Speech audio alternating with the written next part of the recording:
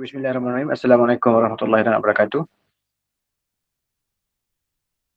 And very good day to our lecturer, Dr. Wan Muhammad Faizi bin Wan Abdul Rahman. My name is Ahmad Mujib bin Arif,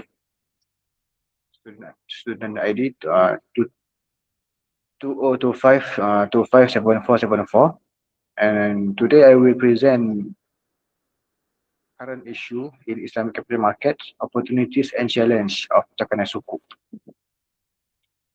In this presentation, I will explain what tokenized sukuk is, its opportunities and the current challenge, the Islamic perspective, and some recommendation for the future. Okay, we go for the introduction. The Islamic capital market is an important part of the global financial system. It follows Sharia principles which prohibit riba, or maisir. One of the main product in the Islamic capital market is sukuk. Unlike conventional bond, sukuk give investor ownership in real estate, in real assets, instead of lending money with interest. However, the traditional sukuk has some limitations. The problem, I use limitation. The issuance process is expensive and slow and involves many intermediaries such as lawyers, trustees, and Sharia advisors. To encounter this limitation, blockchain technology introduced tokenized sukuk. Tokenization creates a digital version of sukuk on a blockchain, making the process faster, cheaper, and more secure. Okay, we go for the second slide. The overview of tokenization of sukuk. Before we understanding tokenized sukuk, we first need to understand the blockchain. Blockchain is a digital ledger that records transaction permanently. Once information is recorded, it cannot easily be changed or deleted. Tokenized sukuk also use smart contracts. These are computer programs that automatically carry out the terms of the contract, such as distributing profit or transferring ownership. Compared to the traditional sukuk, tokenized sukuk remove many intermediaries. As a result, transactions become more efficient, settlement become faster, and ownership can be transferred almost instantly. And we go for the real world developments. Today, many countries have started exploring this tokenized sukuk. In Malaysia, Khazanah Nasional Berhad and the Security Commission Malaysia launched the country first tokenized sukuk pilot project that in 2026. They use wakalah bil istihmar, and then after that, not after that, before that, in the UAE, United Arab Emirates, the WITAC platform use blockchain to automate sukuk registration, payment, and transfer. And meanwhile, Blossom Finance in Indonesia introduced blockchain-based micro sukuk that allows retail investor to invest in small businesses. The in At the Indonesia, they use execute an Ethereum public blockchain micro sukuk using Mudorabah contract. And these examples show that tokenized sukuk is no longer just an idea, but is already being implemented in different countries. And then we go for the opportunity. The first opportunity is financial inclusions. Traditional sukuk usually requires a large amount of capital, so only government, institutions, and wealthy investor can participate. For the traditional sukuk, usually requires, I mentioned, with tokenization, sukuk can be divided into smaller digital units through fractional ownerships. And these allows ordinary people and small investors to invest with a much lower amount of money. As a result, more people can access Sharia compliant investments and small businesses can also receive funding more easily. For the, and then we go for the second opportunity, the market efficiency.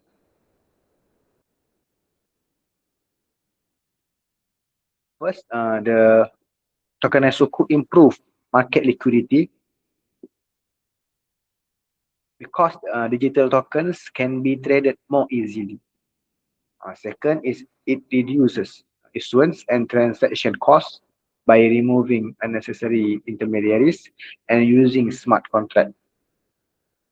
And the third, settlement become much faster. The settlement time become much faster. Traditional sukuk usually takes around T2 or T3 cycles to settle. With the blockchain, settlement can be happen almost instantly, reducing settlement risk and improving operational efficiency.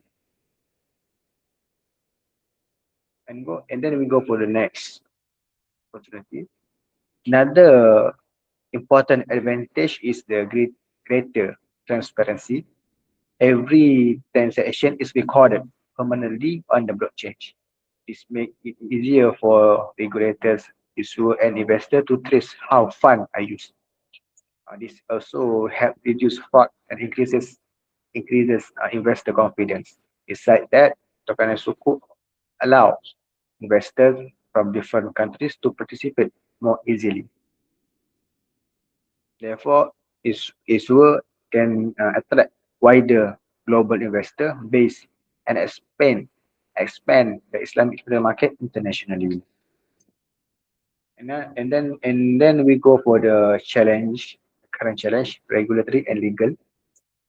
Although tokenized sukuk has many benefits, there are still have several challenges. The first challenge is the regulatory and legal issue.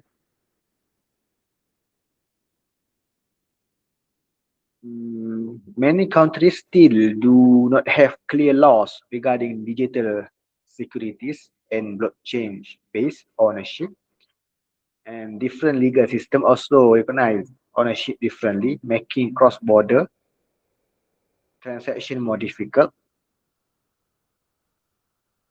And therefore, governments need to update their legal framework to so that tokenized sukuk can operate safely and effectively.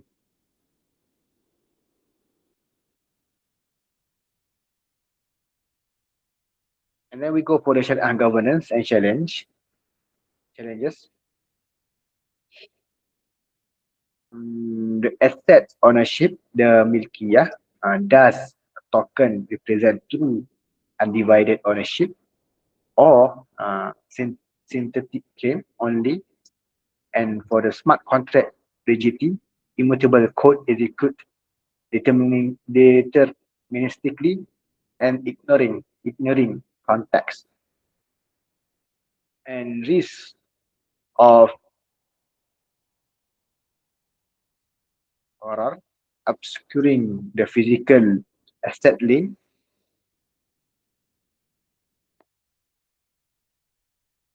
risk creating the prohibited speculative instruments, and the absence of ihsan. Algorithms cannot autonomously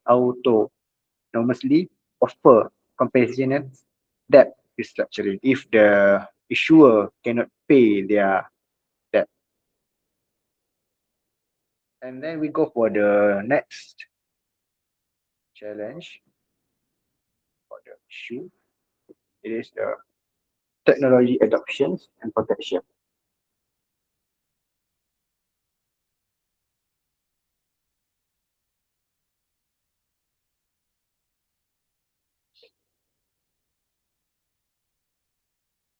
For the technology adoption and protection, three cybersecurity risk, market acceptance, and then investor protections.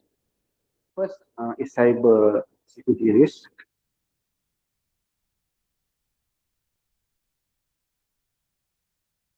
For the cyber security risk, if hackers exploit witness in smart contract or investor lose their private keys, they may lose their investment. Second, market acceptance. Many people still confuse tekanan suku with cryptocurrency such as Bitcoin, even though they are very different. Finally, the investor protection.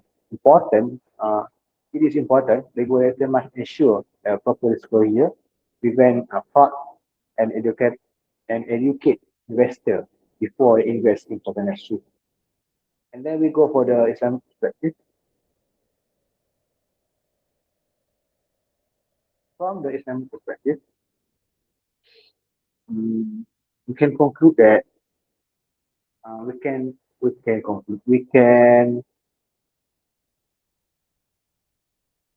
ensure that the tokenised sukuk generally support the objective of constitution. It promote maslahah or benefit public benefit by giving more people access to Islamic investments. It also supports hifzul mal, which means protecting wealth because block change improve transparency and reduce the fraud.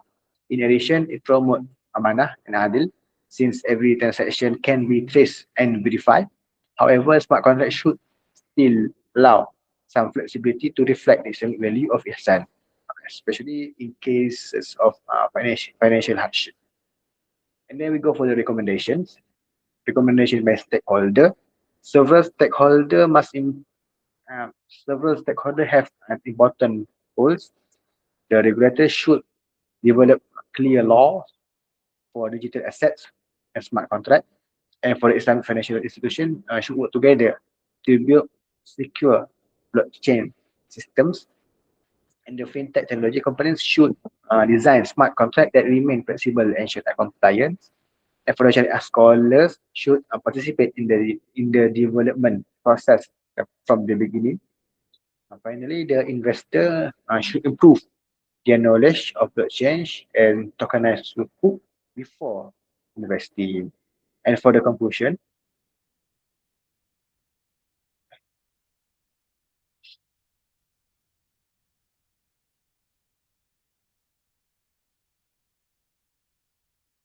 tokenized sukuk has great potential to transform the Islamic capital market. It offers many benefits, including lower cost, faster settlement, greater transparency, and wider access for investors. However, several challenges remain, including legal uncertainty, cybersecurity risk, Sharia governance issue, and investor education.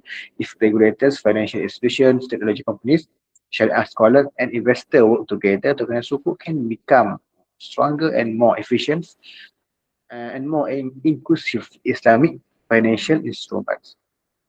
And that's all from me. Thank you for your attention.